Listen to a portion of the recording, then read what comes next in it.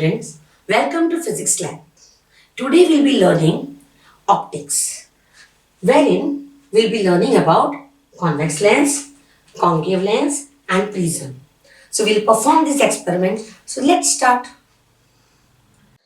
Convex lens is of three types: biconvex, planoconvex and concavo-convex lens. In biconvex lens, the two surfaces are bulging outwards.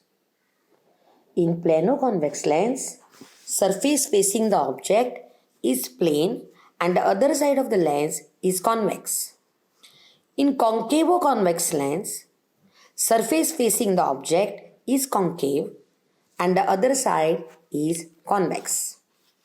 Similarly, concave lens is of three types: biconcave, plano-concave, convexo-concave. In biconcave lens, the two surfaces are curved inwards. In plano-concave lens, the surface facing the object is plane, whereas the other surface is concave. In convexo-concave lens, the surface facing the object is convex, whereas the other surface is concave. We shall now discuss the construction and properties of biconvex and biconcave lens in detail. Biconvex lens is bounded by two surfaces which are bulging outwards and can be visualized as the number of prism placed base to base as shown. Line passing through C1, C2 and O is called the principal axis. OC1 and OC2 are radii of curvature. R1 and R2 is OC1 and OC2 respectively. Biconcave lens AB is bounded by two surfaces which are curved inwards and can be visualized as the number of prism placed end to end as shown. Line passing through C1, C2 and O is principal axis. OC1 and OC2 are radii of curvature, R1 and R2 respectively. We know the property of a prism. When a ray of light is incident on one refracting surface of the prism, then the ray is refracted and comes out of the other refracting surface and bends towards the base of the prism. Let's see for a convex lens. When a ray of light parallel to the principal axis is incident on the first front surface of the lens, it undergoes a refraction, bends downwards towards the normal as it goes from rarer to denser medium. Whereas at the second surface, it undergoes another refraction and bends downwards away from the normal as it goes from denser medium to the rarer medium, and then it meets the principal axis at F.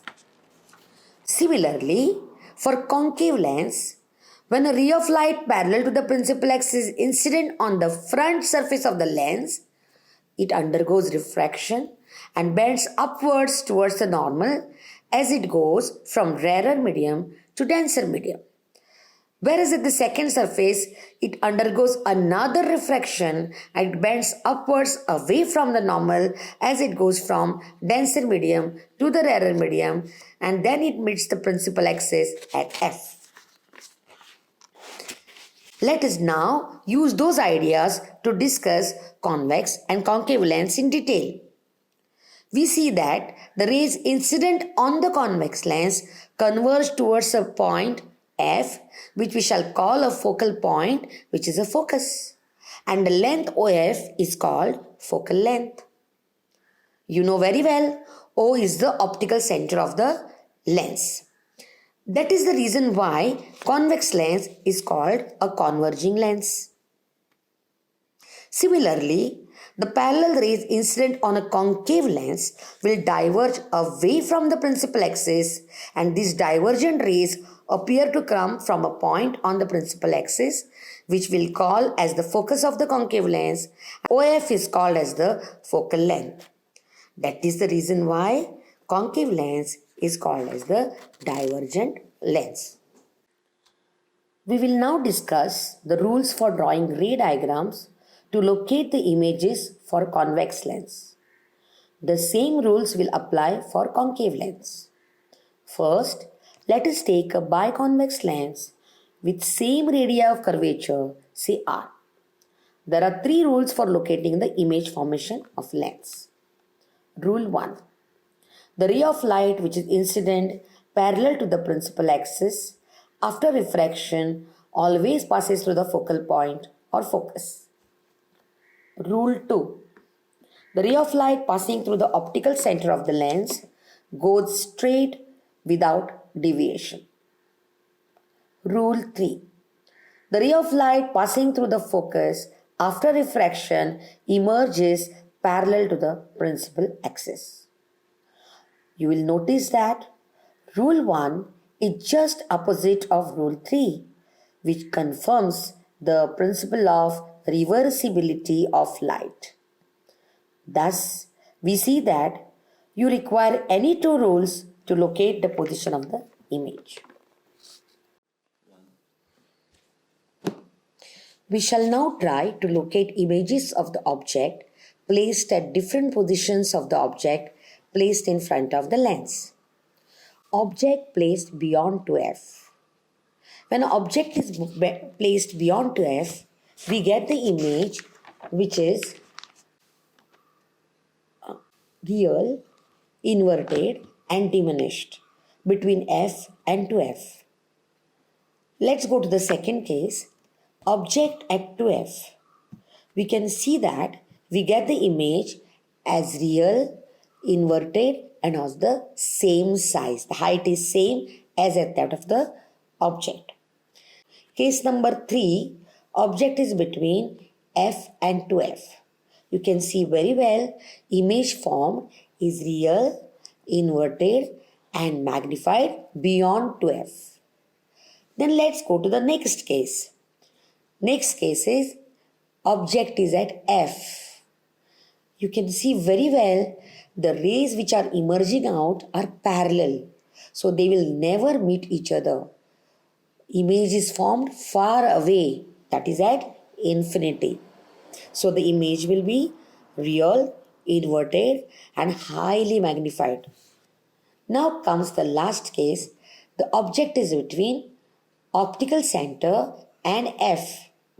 And we get rays which are coming out, which are divergent rays, and the image formed is behind the object, that is virtual, erect and magnified.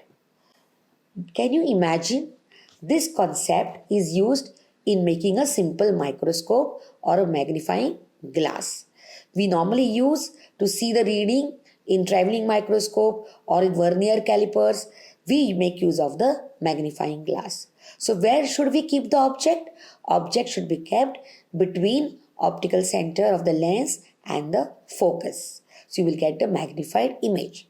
So this is how we get different images of different sizes when we use a convex lens. Now let's think of the concave lens.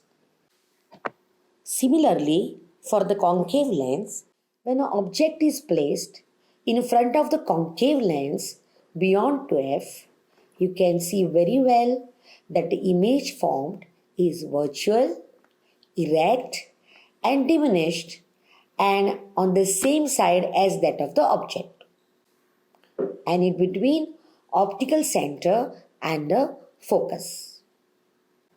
Thus we see that convex lens gives both real and virtual, diminished and magnified images, whereas concave lens gives only virtual, erect and diminished images. Now I have explained all three aspects, that is the convex lens, concave lens, why it is called a converging lens, why concave lens is called a diverging lens, and we know the actual concept of these two lenses. And thank you very much. You have to go to the lab and perform the experiment on a convex lens. See you in the lab.